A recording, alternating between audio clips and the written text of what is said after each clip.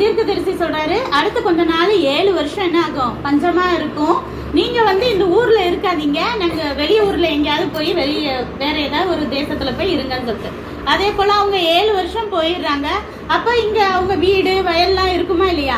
7 வருஷம் கழிச்சு வந்தா இதெல்லாம் வேற யாரோ எடுத்துக்கிட்டாங்க. அப்போ அவளுக்கு ரொம்ப கஷ்டமா இருக்கு. ஐயோ, நம்ம பிள்ளைய வச்சுக்கிட்டு இப்படி நின்றுட்டு இருக்கோம், நம்ம வீட்டையும் யாரோ எடுத்துக்கிட்டாங்க, நம்ம வயலையும் எடுத்துக்கிட்டாங்க அப்படின்னு சொல்லி ராஜாட்ட போய் சொல்றான். அந்த காலத்துல எல்லாம் ராஜாட்ட போய் தான் ஏதாவது நீதி வேணும்னா சொல்லுவாங்க. உடனே ராஜா என்ன சொல்ற, ராஜா கிட்ட போய் அவ சொல்ல போறான்.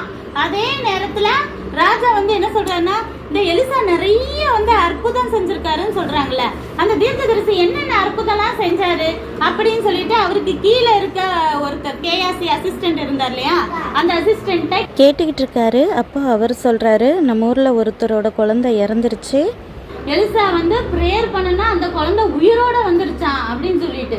ராஜாவுக்கு ரொம்ப அதிசயமா இருக்கு, என்ன இப்படி இல்லாம நம்ம தேசத்துல நடந்திருக்கு அப்படின்னு சொல்லி அவர் ரொம்ப இன்ட்ரெஸ்டிங்கா கேட்டுட்டு இருக்கும் போது கரெக்டா இவ என்ன செய்யறான், அந்த பையனோடைய அந்த உயிரோட எந்திரிச்சுல அந்த குழந்தையோடய இவ போய் நிக்கிறா.